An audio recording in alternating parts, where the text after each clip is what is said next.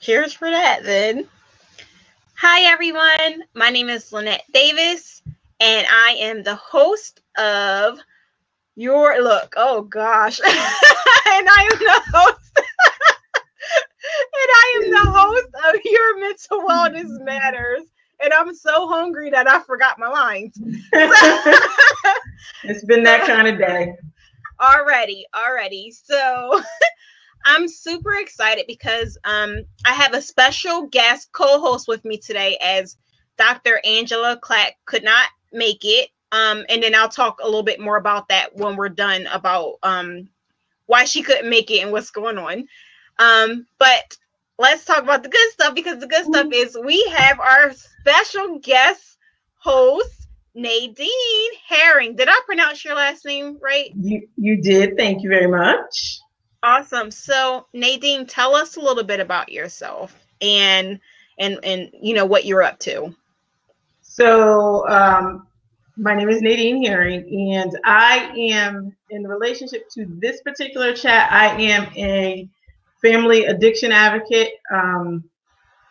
Recently got appointed as a Heroes in Recovery lead advocate. So we work with sharing stories about addiction and mental health issues to break the stigma surrounding those issues, and to educate people, build awareness, get, in particular for me, I focus on the family side, since I don't suffer from addiction, but I do have family members who did suffer from addiction. So I look at addiction and mental health issues, which tend to go very much hand in hand, from the family side. So our voices don't often get heard.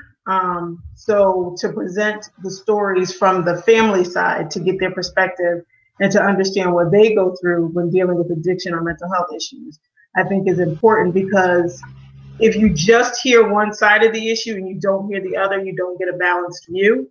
And especially in this climate with what we're going through with the heroin crisis and mental health issues with regards to shootings and domestic violence and all these things that come up that have some type of connection to mental health or addiction issues, I think it's important to hear all sides. So not just the person who suffers from the issue, but the family members as well, because it affects all of us. Awesome. So that is a lot. How did you, because how I know Nadine is that we are both, or I'm going to say were, but I'll say are for now. We are both virtual assistants, and we met via, both of us being VAs and being colleagues with each other. So I know that there are a lot of other people who might possibly be watching and going, okay, you have this totally, completely different thing going on that has nothing to do with any of what you're doing. Right. And you ended up getting into this advocacy. Where do you even begin to do something like that? So I think the advocacy in terms of addiction and mental health issues came about through my community work. I've been doing community work in my city for about 11 years now. So I've been doing a lot of work around community issues, crime issues, blight issues, economic development issues, just on a volunteer basis, by the way, just things to do to make my city, my neighborhood better, safer, more beautiful, more viable, vibrant, just a great place to live for myself and my family. So I've been doing that, like I said, for about 11 years. About, I want to say maybe a year and a half ago, I started having these weird dreams. I started dreaming about my brother. Now, I lost my brother to alcoholism about 8 years ago, and I've never really fully dealt with his loss. He was my only brother. He was the oldest of five. There's five of us, and my brother was the oldest, and I lost him, and it was a devastating loss. And about a year and a half ago, I just started having these weird dreams. I would start dreaming about my brother for some reason, and I was just starting to get like really agitated, and I couldn't sleep, and just started acting totally out of character. So I mentioned that to my husband, who's also in long-term recovery. And he said, I think you need to, talk to somebody. So I had made an attempt to go back to Al-Anon because I had tried it 14 years earlier. I didn't like it. I left. And I said, okay, I'm going to try it. So in the process of going to Al-Anon meetings, I started to do some reading and some research. Again, when we were going through all of these issues back with my brother and my sister, my youngest sister, nobody knew anything. So nobody told us anything. As the family, we didn't know anything. We just dealt with it the best way we could. So fast forward to all these years later, I'm starting to have these dreams about my brother. I start just going on the internet, Googling, just looking up things. And in the process of just doing some research for myself, I stumbled across, you see all these articles about the person with the addiction, but very, very few about families, how it affects the family, what they go through. I can't speak to being a person with addiction issues. I didn't have that, but I can definitely speak to what the family goes through and what do we do to get help? How are we served? Has anybody gone through what I've gone through? So in the process of just looking that stuff up, I didn't find much, but I did find some groups on social media, particularly Twitter. And then I just connected with those groups. And that's really how it began, just through the process. And maybe it was a sign. I don't know. Maybe it was my brother trying to tell me something. I don't know. But I just know that it started from those dreams of him and just being restless with that and trying to kind of come to terms with it. And that kind of snowballed into, okay, looking into how to get help for myself as a family member. Then that snowballed into, there's really not much for family members at all. So how can I kind of help to facilitate that? And then that just kind of led into this advocacy of speaking about addiction from the family side, and in the process of that, finding out how much mental health issues go hand in hand with addiction issues. They're pretty much married.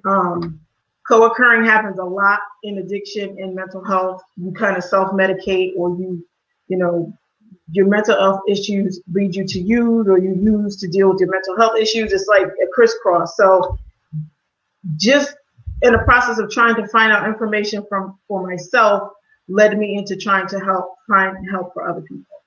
So. Awesome. Yeah, I can definitely, I guess, testify to that crisscross between it, because my background actually was in addictions. And a lot of people don't know that. But so before I started, actually, that was my last job before I became a VA. I actually had worked in the field of addictions. And one of the things that we would say is that at the root, one of the things we would say is that codependency was like the mother of all addictions. And to even get to the place of codependency, some of us codependents, I'll say us, because I'm a codependent in recovery myself. Some of us do actually suffer from various mental health disorders, and you're right, they feed each other. Sometimes some people self-medicate to help with the symptoms of their mental health disorders.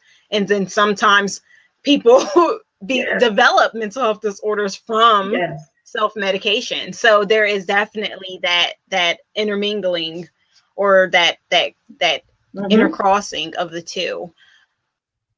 So interesting. Okay, so basically how you got into it was that it was in relationship with to a family. And I think that's kind of interesting when it comes to advocacy. And it's interesting to hear it from a family perspective, because actually I didn't know that when I invited you on. So this is really good. We'll balance each other, because I come from a place of somebody who's been active in my own recovery for I think 7 years now.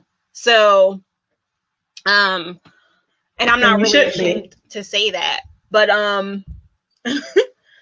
and I think it's really interesting to have the dynamic of two people for advocates from both sides, from somebody who is in their own recovery process. And I think a lot of people are in recovery, but we just use different terms, especially if you weren't necessarily a substance abuser or addict, which I wasn't. But many of the programs and things for some of the things like your codependency or like your subtle non-substance addictions that a lot of codependencies get into, like love addiction or Facebook addiction. I don't know. And although it's very giggling, real. but it's very real actually. Because you know what, actually I just came out of a free lecture. I go to a free lecture every Wednesday, and there was a case where somebody has developed a technology addiction, and they were having a hard time finding 12 steps for that. And I said, that's probably going to become more and more prevalent as time goes by, and it will come to a place where there will be 12 steps for technology addiction and things of that nature. So,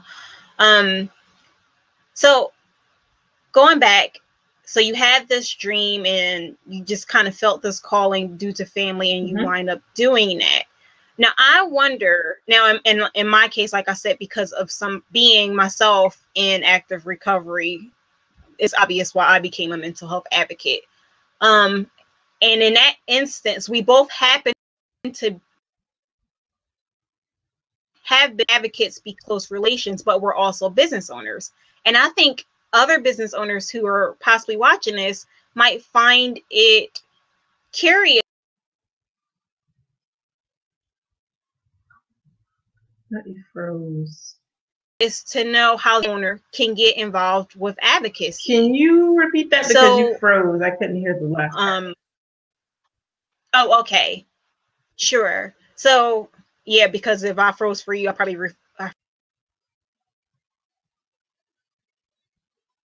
it did it again.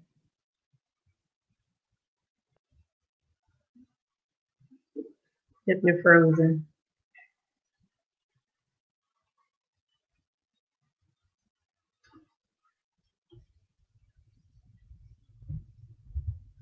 Uh-oh. Froze for the recording. So we're going to wait for Lynette to come back. And while we wait for her to come back, I'm going to take a sip of my tea. So excuse me.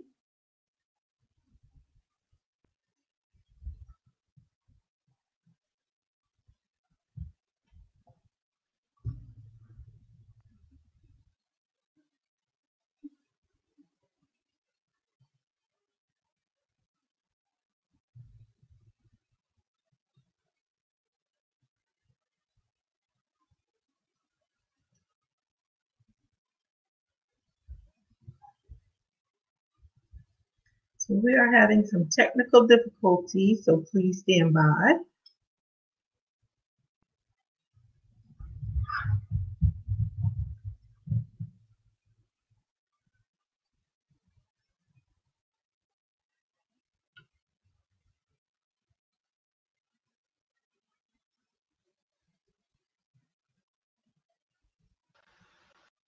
Okay. She's back. I am. Did you tap dance for everybody? I said we're having some technical difficulties, and I said, excuse me while I take a sip of my tea. So. Good for you. I have my smart water here.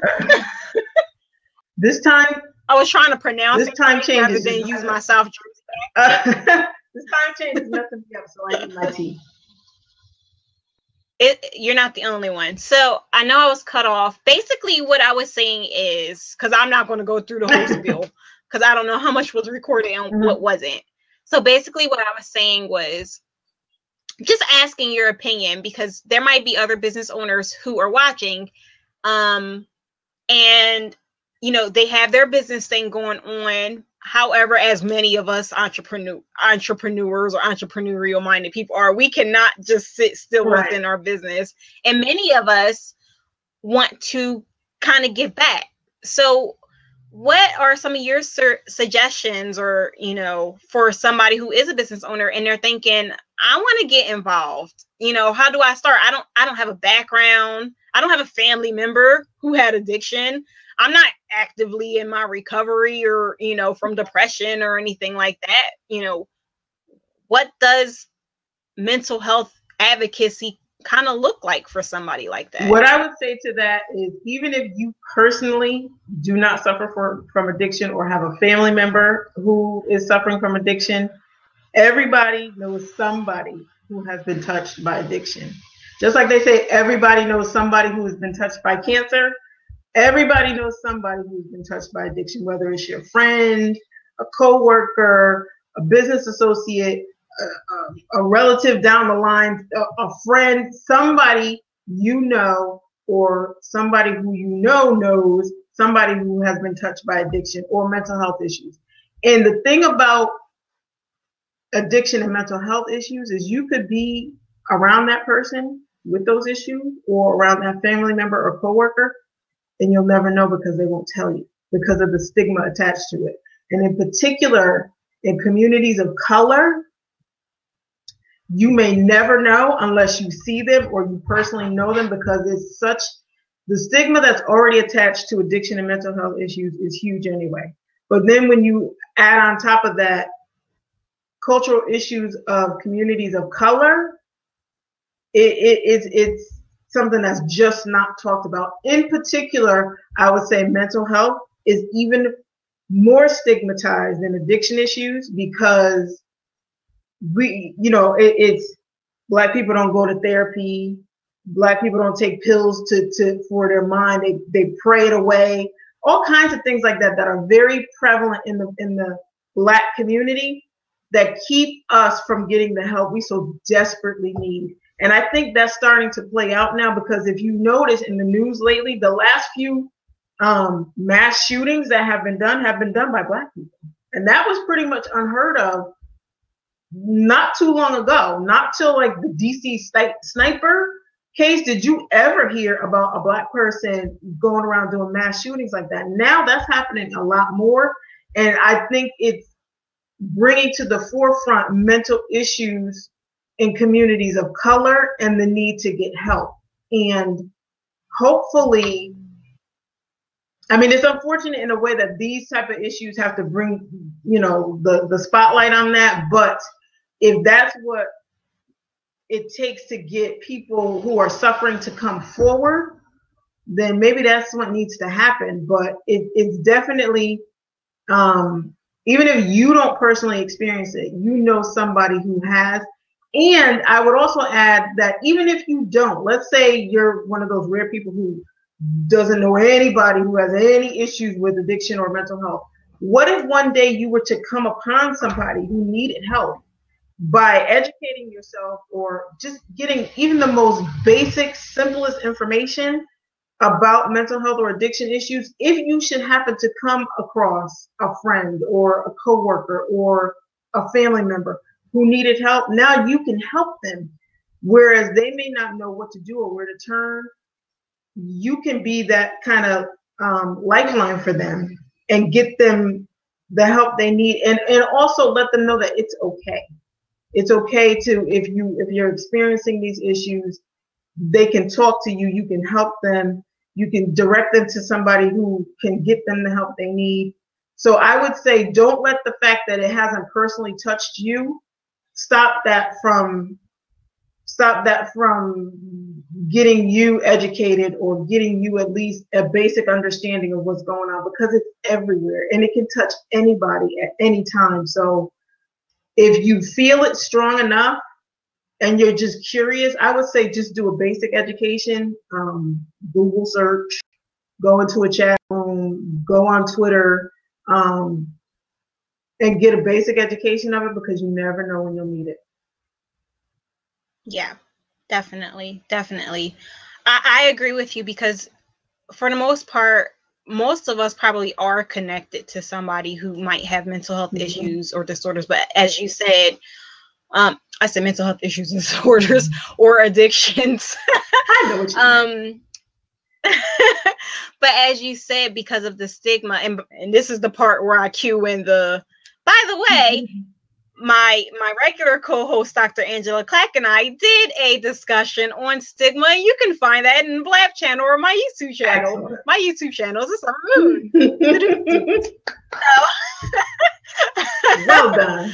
But yeah, the thing is, because of the stigma, people are not saying things, especially as a professional or business owner. Mm-hmm. Because in corporate America, yeah, right. You're not going to go walking around announcing, oh, by the way, I'm alcoholic. Or by the way, my husband's alcoholic. Mm-hmm. I'm so excited about that, guys. You know, so you never know. So it is good to just educate yourself even on the most basic things. And there are so many different resources that you can find via a simple Google search, you know. So for starters, we can for like addictions, we can go to, what is it called? Heroes of Recovery? Mm-hmm. Heroes in Recovery. Heroes of Recovery. HeroesInRecovery.com. Mm-hmm. And put that in the let's put that in the live chat so that it'll be there. Okay. Or as well as NAMI, which I'm a part of. Okay. I'm a NAMI advocate, and the NAMI is, just in case, because you never know, the National Alliance on Mental Illness. And those are like two good places to start. And then also, you know, if you're somebody who's specifically dealing with like something like depression and you're just looking to help advocate for maybe more grassroots organizations that are starting to get more notice, then I'll give a plug to my friend Amy, who runs Project Semicolon. And, you know, if you haven't seen it, you know, the people with all the little semicolon tattoos and everything like that, okay. Going around, you know, some people might have seen it. So, you know, I think that's projectsemicolon.org, where people are coming together and they're gathering the stories so that people know that they're not alone. Yes. And reaching out to somebody like her and going, I'm a business owner, I have a network, how can I help? You know, how can I be a part of this? So, okay, so I'm like, I didn't want to take too long. Did you want to add anything to that, Nadine? Just the point you make about reaching out to others and connecting with others. I think people who are small business owners or entrepreneurs, we tend to be very, we wear a lot of hats. We do a lot of things. We juggle a lot of balls in the air. So I think it's really important to reach out to others when you are going through particularly stressful times. You also tend to, especially on the entrepreneurial side, you tend to isolate a little bit because you're so focused on getting your business up and going, or growing your business, or, you know, trying to do 50 things at once, that you tend to isolate.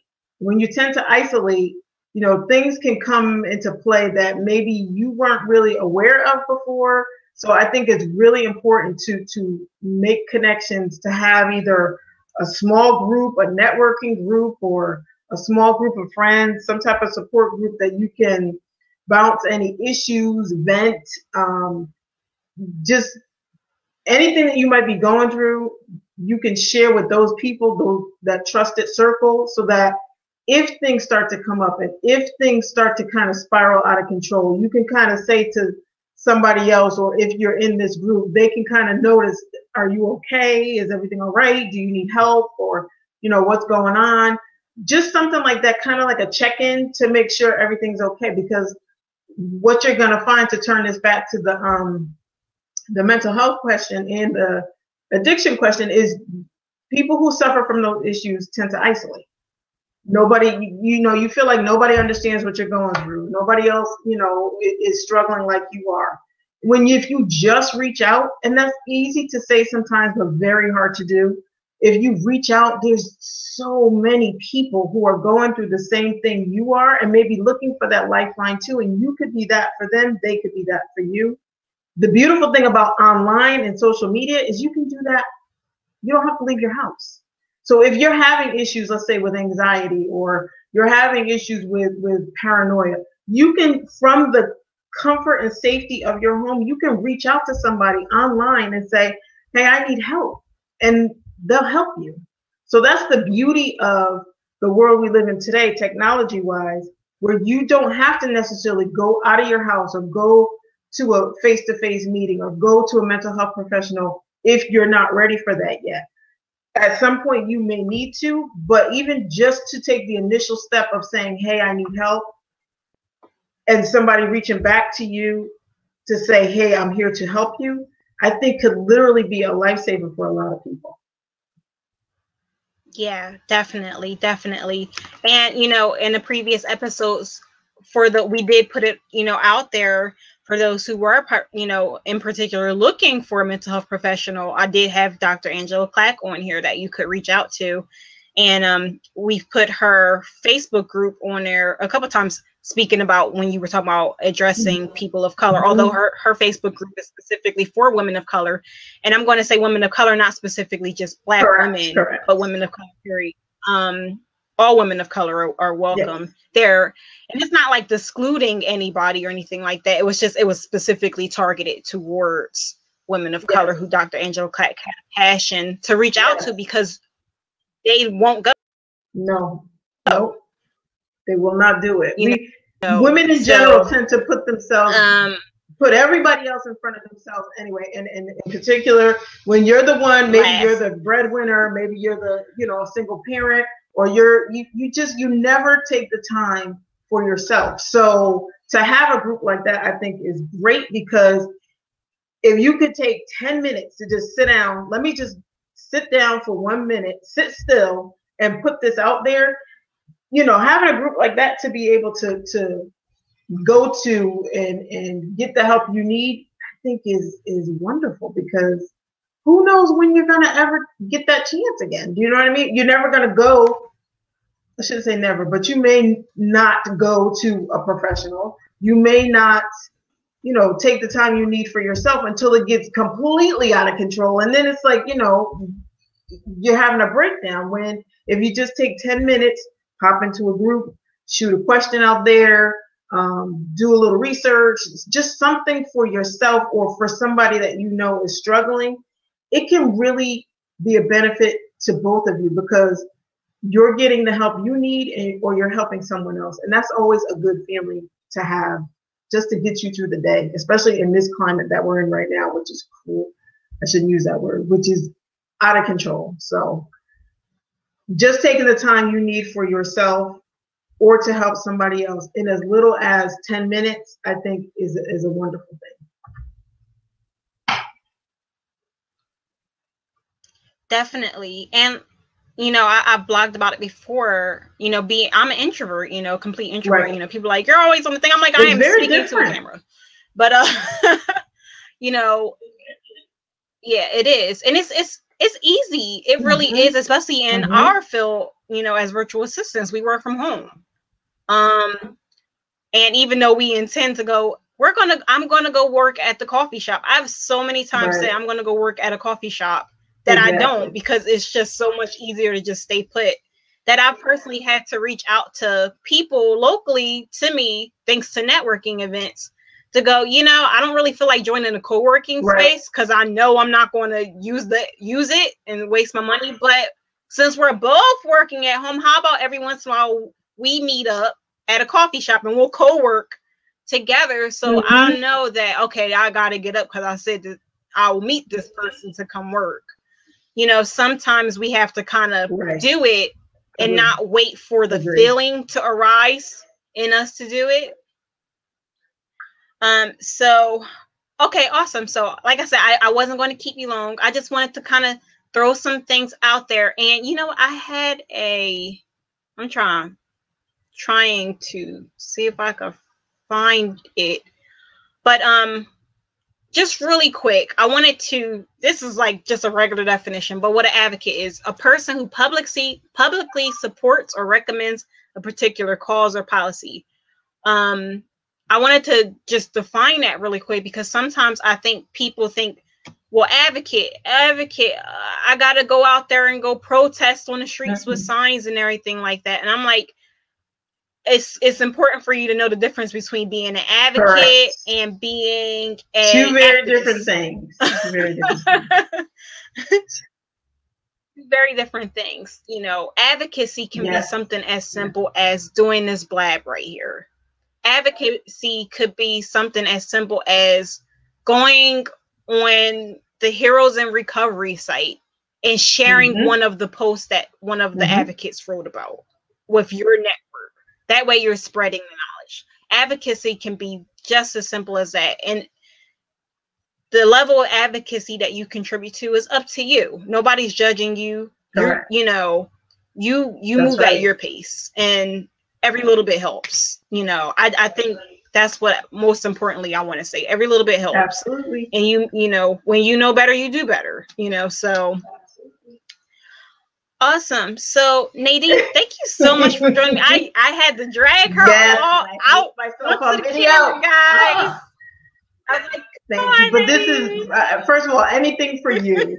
And then this is such an important topic, especially in the climate that we're in now, with all this fear mongering and this hateful speech. I think it could really exacerbate any underlying mental health issues like we're seeing play out literally on our screens, or addiction issues with the heroin crisis that the country is going through. So talks like this, I think, are so important because you never know who you're going to touch. Even if you touch one person, you've done your job, because that's one person who may not have heard about anything, who may be struggling and may have, thought to do self-harm, and they see something like this and it's like, it's okay.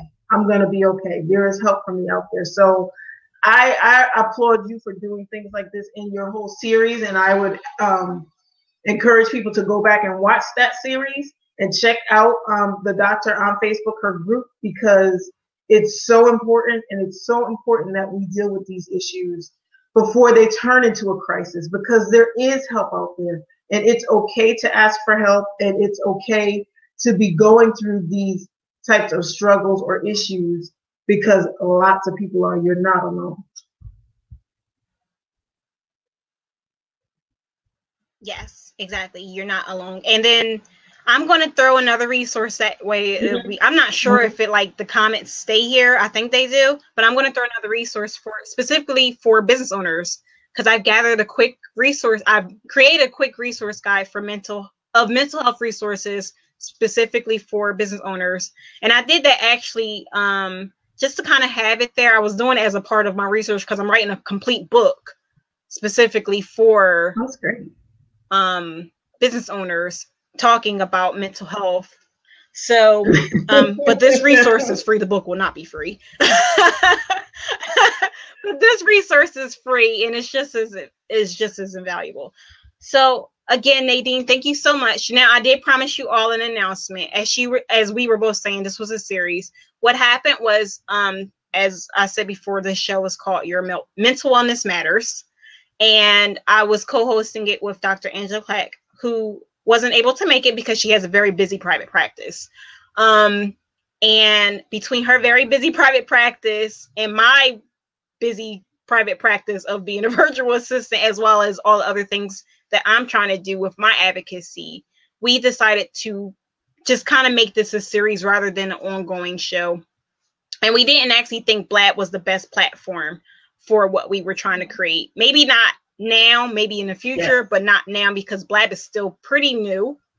And so with that being said, we both decided to kind of go our different ways in our advocacy. Obviously, we'll still be partnering with each other for future endeavors, but this will be the last Blab show for this series. So I'm honored that, Nadine, that you decided to join me here, so I didn't have to just get up here and go, so what happened was, but and I'm glad we got to end it with this, because the whole point of me wanting to do this show was advocacy. So I wanted to end this series talking about advocacy. So I'm really excited to have had an advocate here in yourself alongside me on this, and everybody who has watched this series, we started it in January. Actually, we did a pre-show in December, but we forgot to hit record.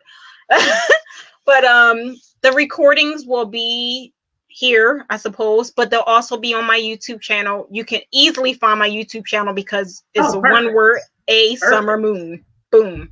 So so I have the recording. I'll have the recordings from each of the shows, and I'll put it in its own little, you can categorize the videos on YouTube. So I'll put it in its own little thing. And take care. Until the next time, everybody, take care. Thank you for having me. Be well. Thank you again, Nadine. Bye. Bye-bye now.